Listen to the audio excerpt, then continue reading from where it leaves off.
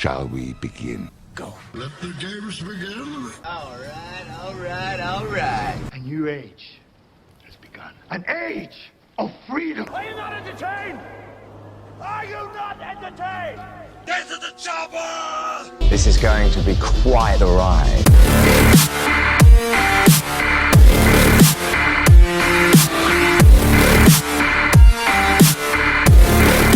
And hello, everybody. Welcome to the Movie Pit Podcast. I am your host, Christian. Thank you very much for joining me on the podcast this week.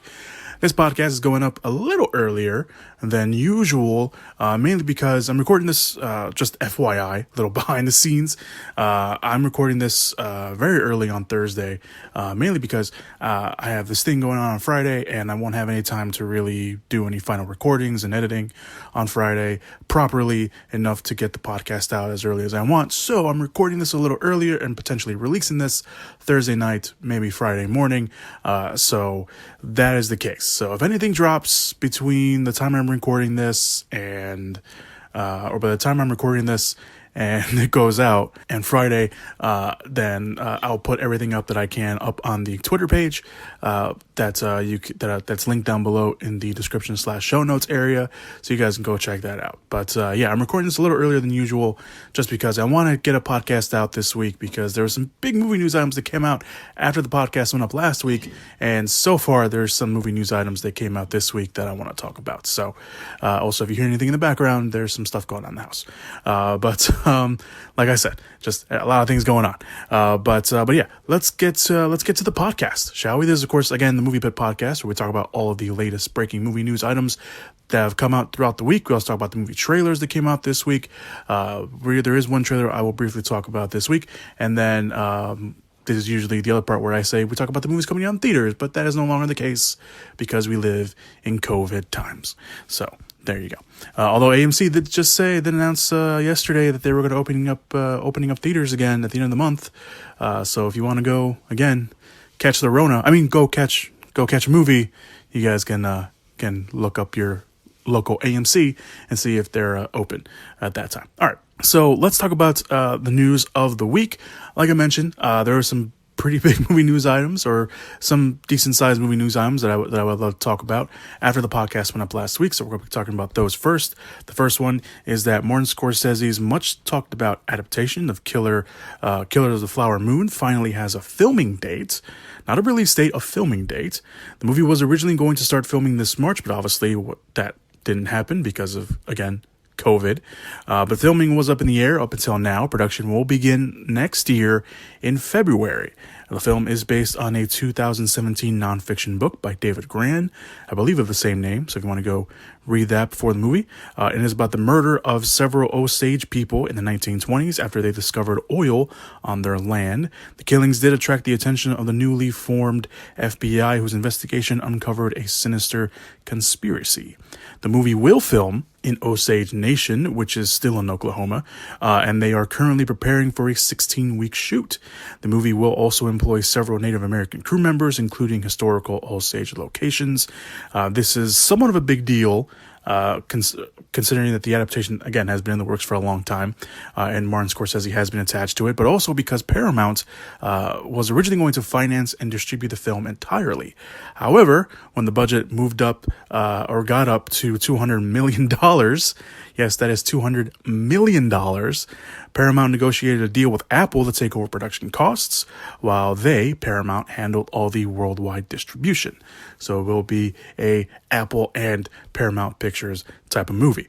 On top of this, Martin Scorsese signed an exclusive deal with Apple TV, so they got that going for them. So I don't know if this is any indication for Killer of the I already forgot the title. I can't speak. Killer of the Flower Moon, or any other future movies that Martin Scorsese does. So there you go.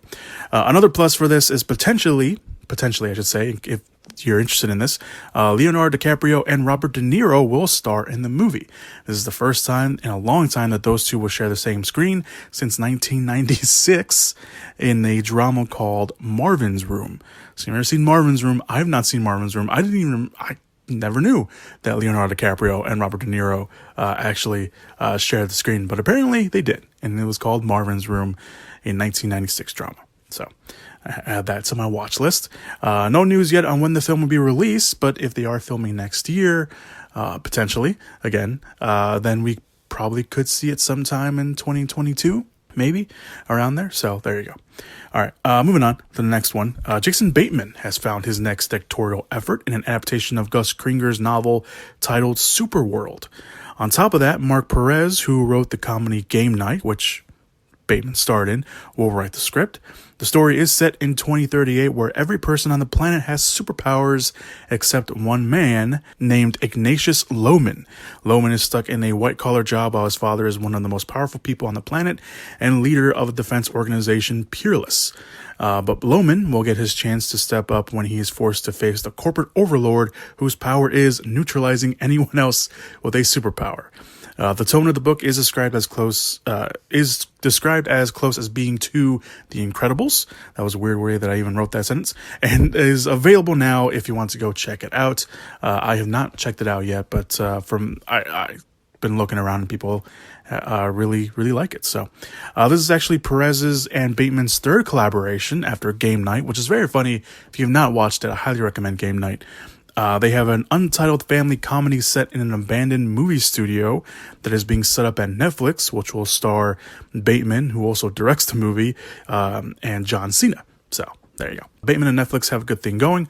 Of course, Bateman stars in the hit show Ozark, and is also in talks to direct a Simon Kinberg written heist movie called Here Comes the Flood for them as well. So Bateman's in the Netflix business, and Netflix seems to be doing pretty good for themselves. We'll be talking about Netflix a little bit later in the podcast.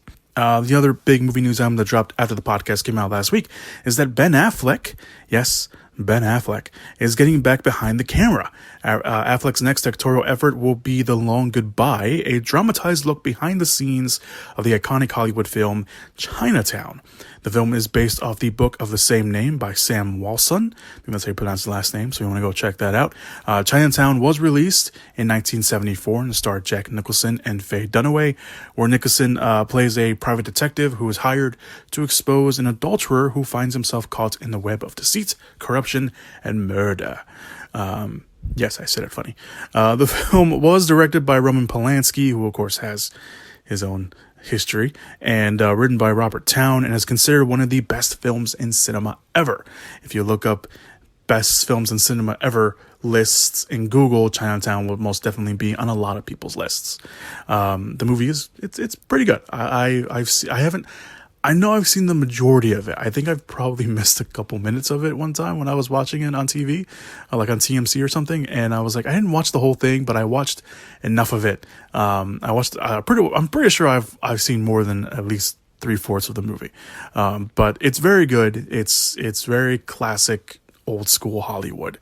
So yeah, the movie will be written by Lorne Michaels, who was a writer on SNL for a while.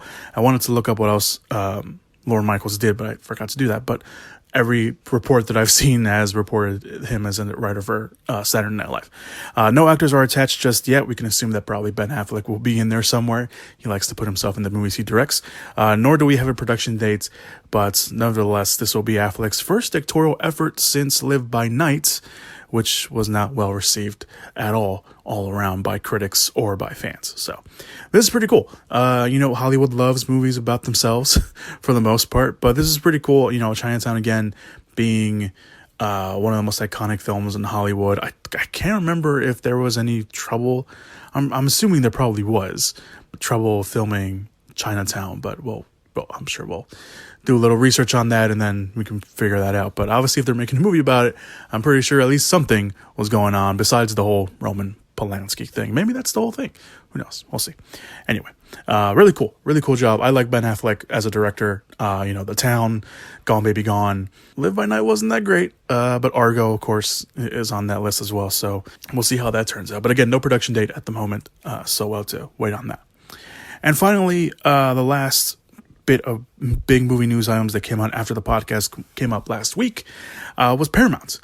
So Paramount released the news, so don't expect to see any new Star Trek movies in the future from Paramount Pictures, besides, COVID, because The Hollywood Reporter reported that Paramount's new motion picture group president Emma Watts took a look at Paramount's slate, and she decided that Star Wars should be put on the back burner, at least for now. This is an interesting move considering that Paramount hired Noah Hawley, who was the creator and writer and pretty much showrunner of the FX shows Fargo and Legion, to write and direct a new Star Trek movie back in November of last year. The movie was also teased as a, quote, new beginning that would likely not include the cast from the last 3 Trek movies. Hawley's movie would have had a plot, apparently, this was not confirmed in any sort of way, but a lot of the reports were saying this, so I guess this is public knowledge throughout Hollywood, that Hawley's movie would have had a plot that centers around a virus that wipes out vast parts of the universe, which I guess Paramount was not a fan of, considering that there is a virus that is wiping out a lot of the population on Earth right now. So that's probably Paramount probably didn't want that attached to them at the moment. Hawley's Star Trek wasn't the only Trek movie in the works. There, of course, was a sequel to the Abrams-produced Star Trek series. Of course, the last one was Star Trek Beyond. They were still working on that. And an original take based on the idea by Quentin Tarantino, which was very much talked about. Star Trek 4, again, the J.J. Abrams-produced ones, was in the works for a few years. They even hired a director in C.J. Clarkson, which would have involved time travel, and find Chris Pine's Captain Kirk meeting his father, James Kirk, played once again by Chris Hemsworth, because he was James Kirk in the 2009 opening of that movie. However, apparently contractual disputes led to Hemsworth dropping out and Paramount becoming invested in Tarantino's idea.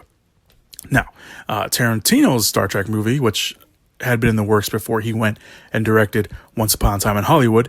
It was up in the air if that was still going to be his next movie, especially considering that he's been adamant about his 10th movie being his last movie. And later, it became known that Tarantino didn't want to direct. He didn't want his last movie to be a Star Trek movie. So instead, he would get involved as a producer and help out on the script if necessary, should Paramount want to move forward with that project. And speaking of Tarantino's idea, Deadline later reported that same last week, what his idea was actually going to be. And it was a very Tarantino-esque idea. So apparently his Trek movie would have been based on an idea, or based on an episode of the original series that took place largely in an earthbound world in the 30s, in a gangster setting. And if you're interested in that, it's apparently from season 2, called A Piece of Action. So if you're interested in going back and watching that and want to theorize kind of how Tarantino would have expanded that, then there you go. The episode had Kirk, Spock, and McCoy going to the planet in search of a long-lost ship, only to find the locals there are based on a 20s American gangster with Tommy guns and the whole look, top hats, long jackets, all that. Again, with everything Trek, well, at least movie-wise, is on the back burner. That may not happen anymore, especially since Tarantino, again, like I mentioned earlier, will not direct, he will just produce. So for now, enjoy everything Trek on TV.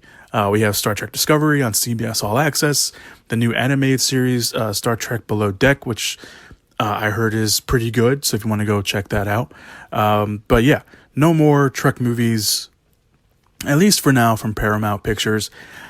I know there's a lot of people who are, not big fans of the Trek movies from Paramount Pictures. I really like the first one. I didn't grow up with the original series, so that kind of original series aspect of everything was still just out of my reach. So I didn't really have that close to, my heart or anything, and I wasn't really invested too much in that. But I saw the J.J. Abrams one, and I really liked it. I love that movie. I still watch that movie to this day. It can be on TV, and I can turn it on at any time and be happy with wherever I land.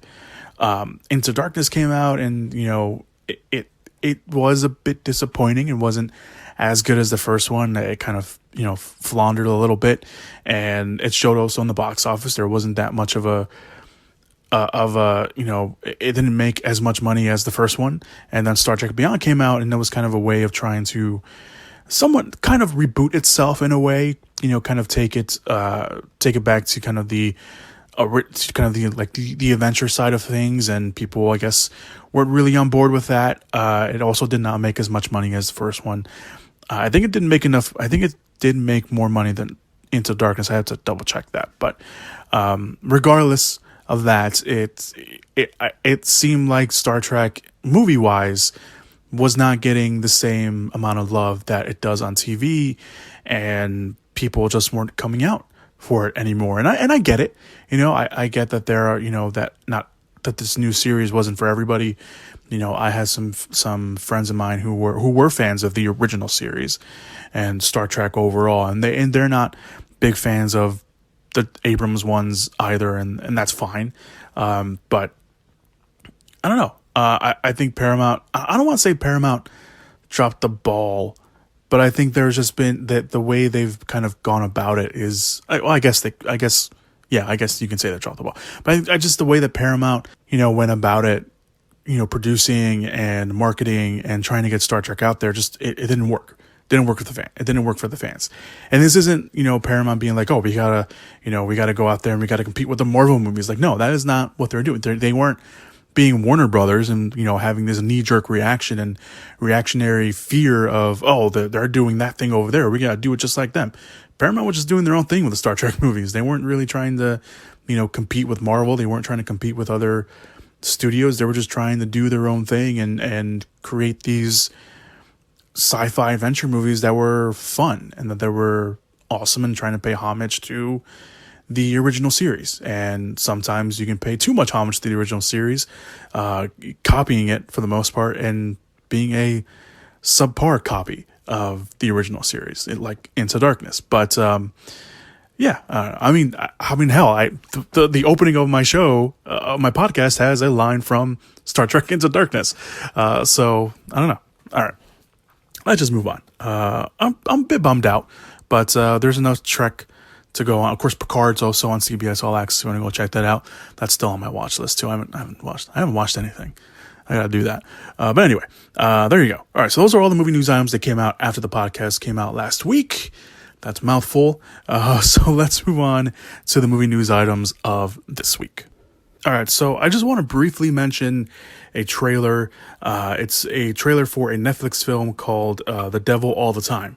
It's actually based off a novel of the same name from 2011 by Donald Ray Pollock, if you want to go check that out. It stars Tom Holland. I didn't even know anything about this movie. I didn't know it was even being made. But Tom Holland stars as a character named Arvin Russell, who is a young man who lost both of his parents, played by Bill Skarsgård and Haley Bennett.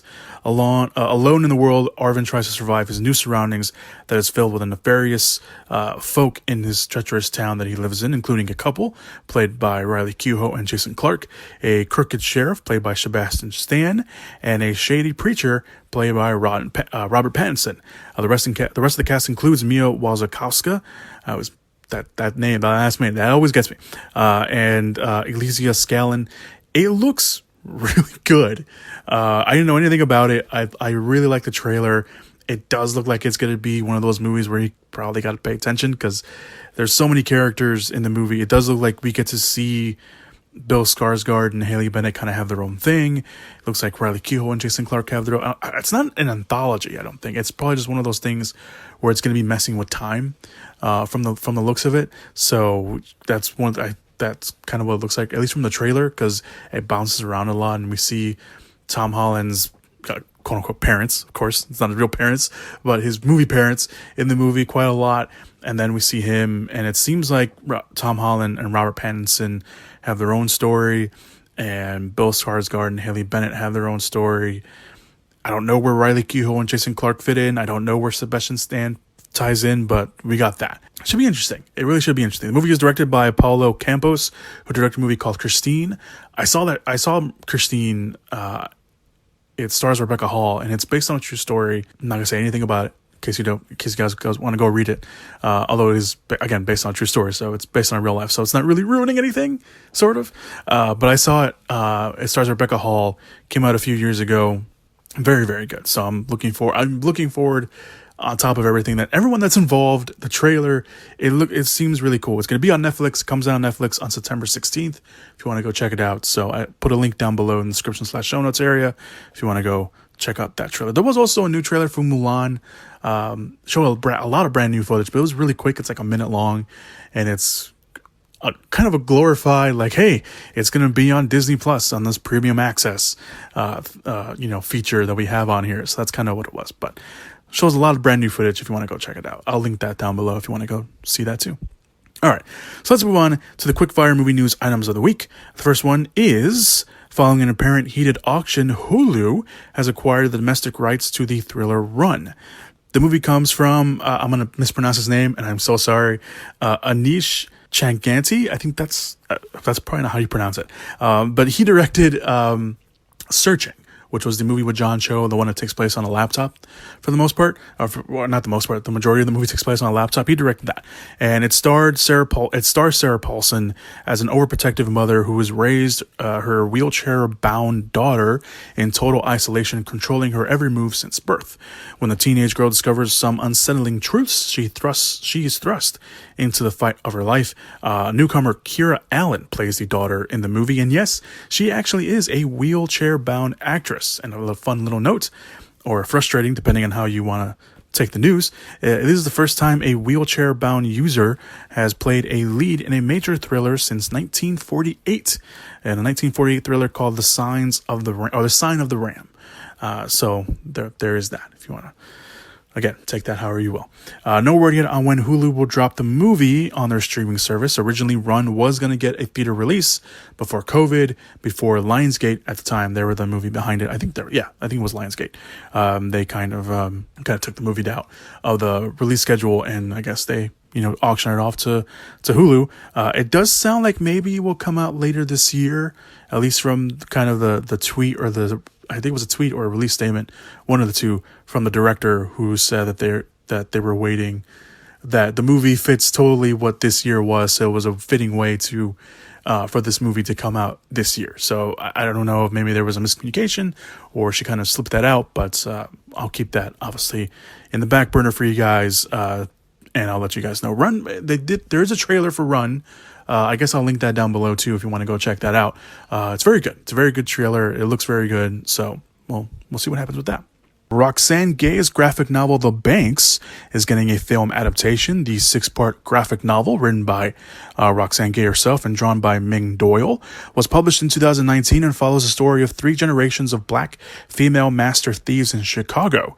To avenge the loss of a loved one, the women must, quote, mend their differences to embark on a heist of a lifetime. Gay will write the script and serve as an executive producer for the movie. The studio behind the project is Macro, which helped co-finance critically acclaimed films like Mudbound, Fences, Sorry to Bother You, and Just Mercy. They also are one of the companies behind the forthcoming Judas and the Black Messiah, which we talked about last week on the podcast.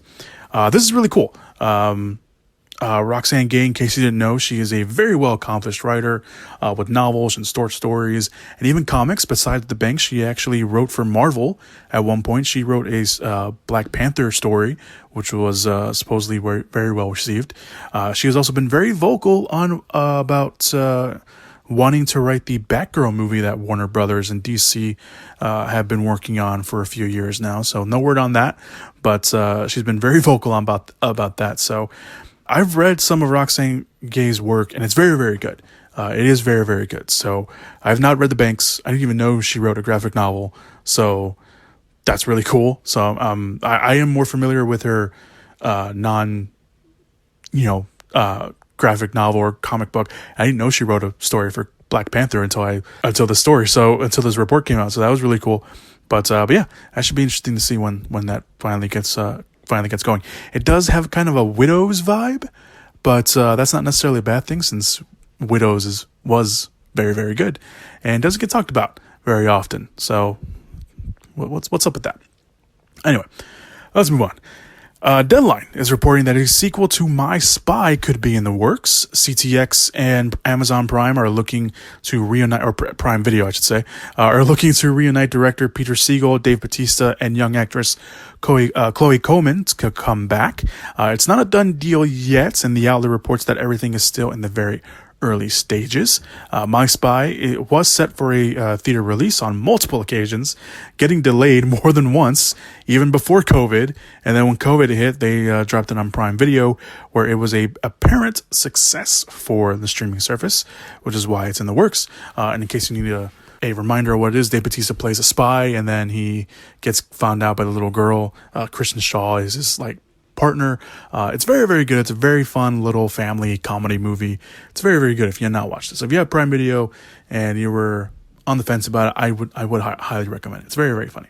The final quick fire movie news item of the week is in a surprise move. I didn't see this coming. A sequel to the 2013 genre-bending movie 47 Ronin is in the works at Netflix. The movie had Keanu Reeves starring as a outcast samurai who joins a band of samurais to avenge the death of their master by an evil warlord with a powerful witch at his side.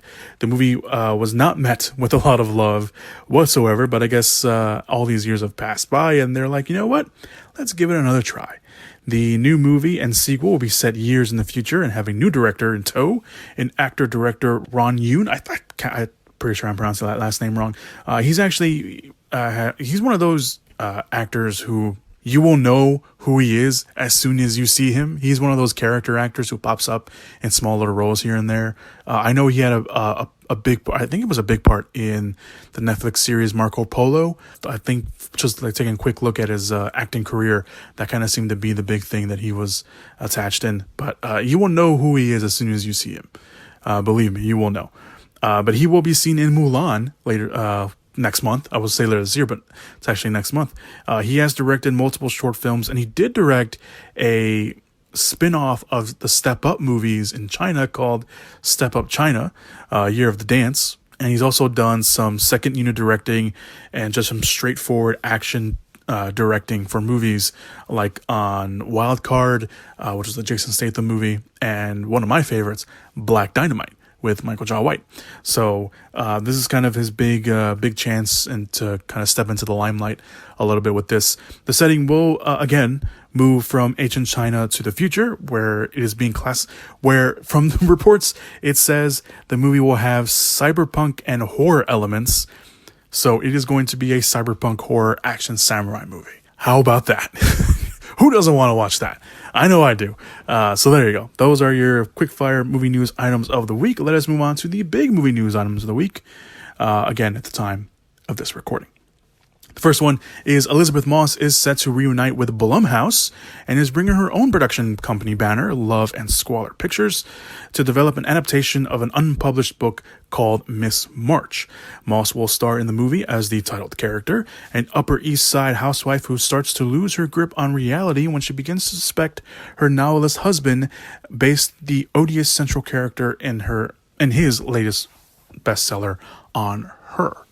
The novel was written by Virginia Fito, I think that's how you pronounce her last name, and she will also write the script of the movie. But the novel itself is set to come out next year in August, so it's gonna be a while before that book comes out. It's probably gonna be a while before the movie comes out too.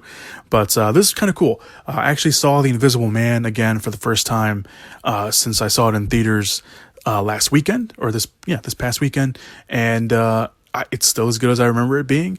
It actually kind of effectively worked a little bit more on me this time, not just because I haven't seen it since I saw it in theaters. So seeing it again for the first time in so long, it seemed, it still seemed fresh. There wasn't anything that I wasn't not expecting. It still seemed like really fresh for the most part. So I like this little team up that we got going on, Blumhouse and Elisabeth Moss. She's still playing these characters that are affected by her husband, which, she's got a knack for it. So why not? Let her keep doing her thing. So let's move on. Again, Netflix was in the news a lot this week. It seemed kind of weird, but I usually don't talk a lot about Netflix movies. If you know anything about the podcast, I don't usually talk about a lot of streaming service stuff, mainly because when something goes into the work, when it's announced, it's like, oh, it comes out next week. It's like, no, there's no time to talk about that. So, but now with COVID going on, everything, studios are selling off their stuff to, streaming services. You can't escape it. So we're talking a lot about streaming services on the podcast now. So Netflix Anyway, Netflix has required Leigh Janik's Fear Street trilogy and plans to release the 3 interconnected movies 1 month apart as part of their themed programming initiative Netflix is calling the Summer of Fear. It will come out next year. And the 3 movies are indeed based on the book series by R.L. Stine, which were the more scarier, quote-unquote scarier stories that he did for the Goosebumps series. The ambitious plan, the interconnected movies, was originally set up at 20th Century Fox and Sharon Entertainment before the Disney buyout. And then when Disney bought out Fox, they didn't really know what to do with the Fear Street movies, and now it seems like they sold them off to Netflix. The better news of all this, if you're interested, Janik has already wrapped all 3 movies, which features Gillian Jacobs, 80 Sink from Stranger Things. So they got their nice little tie-in there. Ryan Simpkins, and amongst, of course, many others. No word yet on what stories the interconnected movies are based on, if there will be anthologies or they're just straightforward, just one-off adaptations.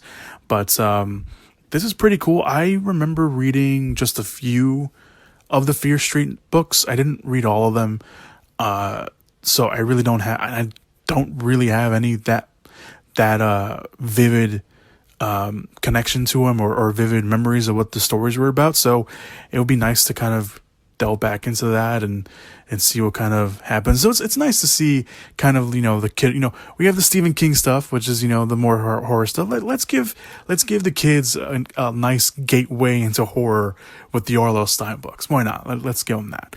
So that's pretty cool. Okay. Unless you're like, no, forget those kids, no. Just let them watch Exorcist for the first time when they're 5 years old and can't sleep. That didn't happen. Let's move on to the final movie news item of the week. Again, at least at the time of this recording.